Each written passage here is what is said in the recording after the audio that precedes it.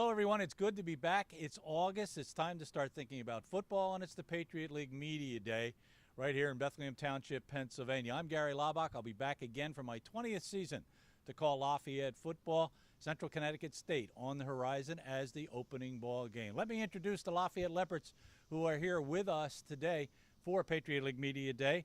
Down to my far right is Connor Staudle. Connor of Highland Mills, New York. He is an offensive lineman. He is a senior. To his left is Draeland James. Draeland out of Jacksonville, Florida. He too is a senior. He's a defensive back. And next to him is Matt Rothrock out of Sinking Springs, Pennsylvania. He too is a defensive lineman. Guys, I'm going to start with you, Connor, since you're the furthest away, so you can grab that microphone. I know Draeland hated to give it up. He's looking for a future in broadcasting. Connor, offensive lineman, and I think every year and probably in the last 5 or 6 years, our conversation is always centered around the offensive lineman. But this year you've got a bunch of guys back. It looks like the offensive line is pretty solidified. So give me a lot of good news about that unit. Yeah, definitely. It's nice. Last year I was the only returning starter, which was kind of rough. But this year we have 4 returning starters, which is nice. Sad to lose Tanner Kern to medical leave, but Logan Greaser's looking good. He's looking strong, looking fast. So I'm excited to see what he has during camp. And Nick Zedoveski coming back for his 5th year definitely helps us out big too, so I'm excited for that. And then moving Kevin to center from right guard is going to be interesting.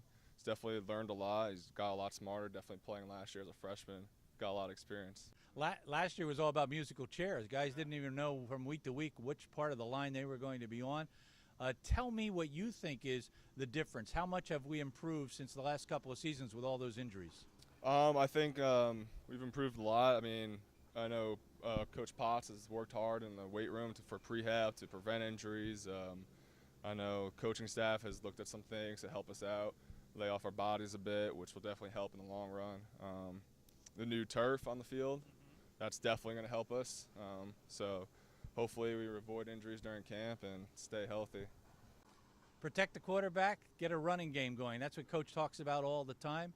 I assume those are the things that you're really paying the most attention to in practice. Definitely running, focusing on pounding the ball this year. I know last year we kind of wore off of that at the beginning of the year, kind of got back to it towards the end of the year, which we saw increased numbers in rushing yards, which definitely will help. And hopefully Deshaun Brown can follow his blockers and we get some good rushing yards this year.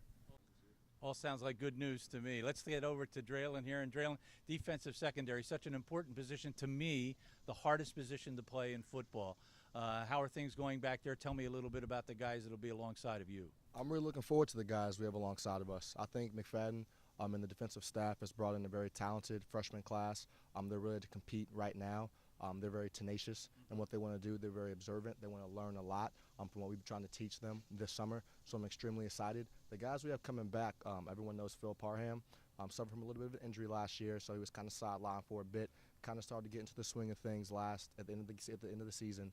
But I'm really excited for him. He's been working really hard. He's had a great spring, phenomenal spring. He was playing like the player that we brought him in to be. He's been playing like that ever since he came to Lafayette. So I'm excited to play alongside with him again. Tymir Jones had a wonderful spring. Football has really transitioned a little bit, almost since you came here as a freshman. There's not as much tackling. There's not as much hitting. I know Frank went padless for a lot of the spring football practices. Your reaction to that? People keep saying that nobody tackles the way they used to anymore. Have you found that it's a little bit more difficult now to tackle because you're not practicing it as much, or do you like this new schedule? I think there's pros and cons for each. There's definitely less tackling involved in practice. A part of the game that's extremely important, especially for the defensive side of the ball.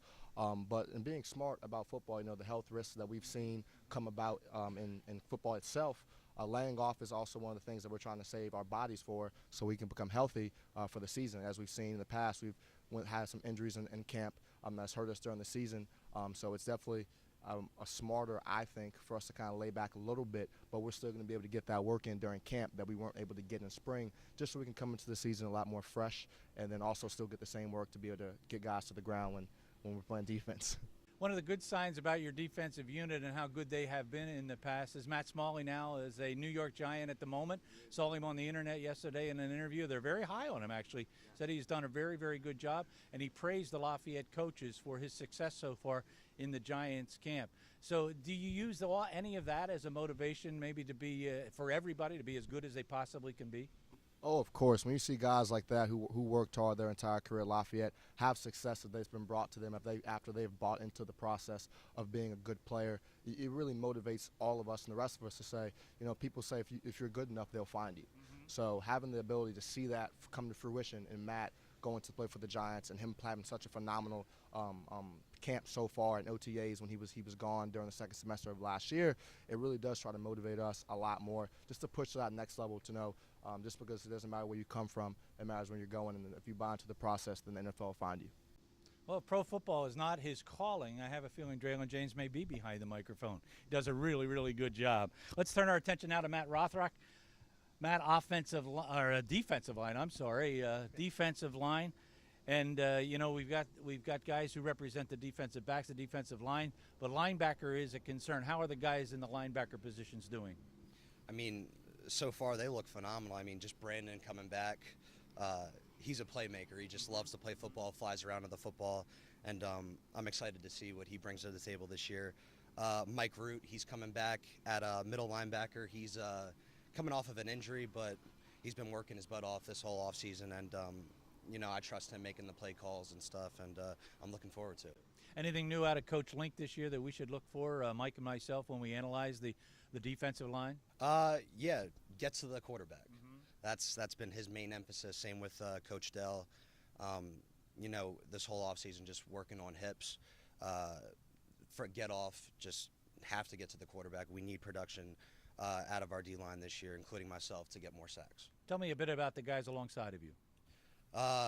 Well, I have Rob next to me at right tackle, Robin Cepeda. Love playing next to Rob. He takes emotional, huh?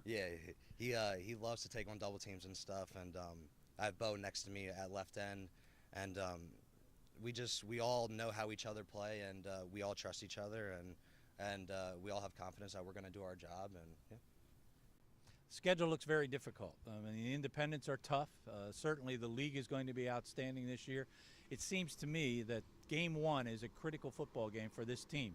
You need to get a W. It's been a while. How critical do you think it is to the team, and have you talked about it at all, or is it just something you all know about? Yeah, we've been preaching it all offseason. Coach Savani, he's not worried about any other game but Central Connecticut State. And as a team, we know how important it is to get this win. It would give us a huge confidence booster, but at the same time, you know, we're ready for whatever is thrown at us and to battle adversity like we always have. So, one final question. I probably could have given this question to all three of you because you're all outstanding students, but Lafayette just recognized as one of the top academic football teams and units over the past few years. That's got to make you feel proud, and also has to make you feel that that really the main reason why you're here, and football is just a really nice part of it. Yeah. Getting a Lafayette education is like none other. I think I can speak for all of us. We are blessed to be at this school, and just to have an opportunity to represent this school, to play football, and to get a degree from the school as well is just unreal experience. So. Well, after 20 years of doing this, I don't think anybody's more blessed than I am to be surrounded by guys like this. We'll see them in a few weeks. Right now, they're going to enjoy a lunch, and maybe they're going to be playing some golf. I don't know if Coach Devani will let them do that. But my thanks to all three of them, Draeland James in the middle, Connor Staudle down on the left, and Matt Rothrock to my right. Thanks, guys.